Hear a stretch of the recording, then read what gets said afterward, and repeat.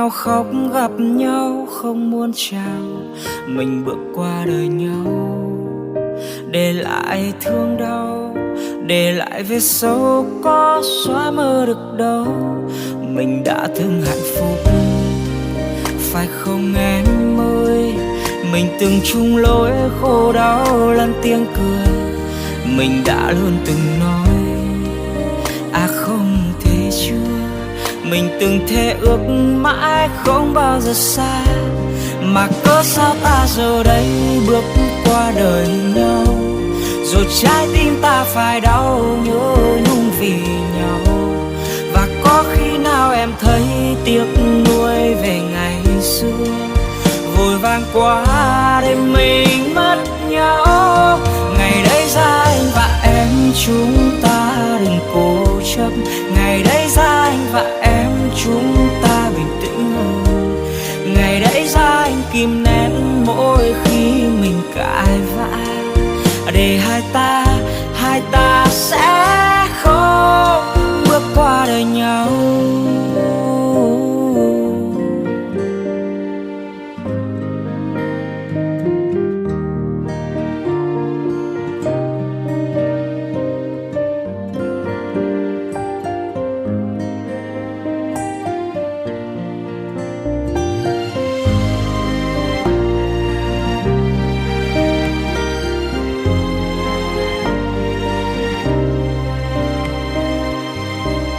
Mình bước qua đời nhau, để làm nhau đau, để làm nhau khóc gặp nhau không muốn chào. Mình bước qua đời nhau, để lại thương đau, để lại vết sâu có xóa mơ được đâu. Mình đã từng hạnh phúc, phải không em ơi? Mình từng chung lối khổ đau lẫn tiếng cười. Mình đã luôn từng nói à không thể chưa. Mình từng thề ước mãi không bao giờ xa.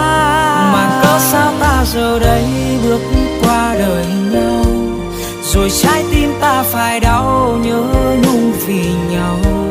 Và có khi nào em thấy tiếc nuối về ngày xưa, vội vàng quá để mình mất nhau. Ngày đấy ra anh và em chúng ta đừng cố chấp. Ngày đấy ra anh và em chúng ta bình tĩnh hơn. Ngày đấy ra anh kìm nén mỗi khi mình cãi vã, để hai ta sẽ không bước qua đời nhau.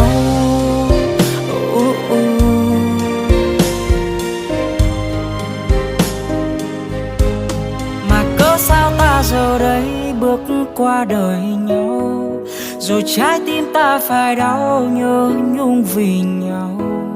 Và có khi nào em thấy tiếc nuối về ngày xưa, vội vàng quá để mình mất nhau. Ngày đấy ra anh và em chúng ta đừng cố chấp. Ngày đấy ra anh và em chúng ta bình tĩnh hơn.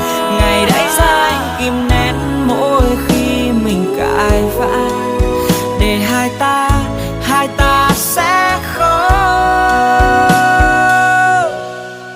bước qua đời nhau.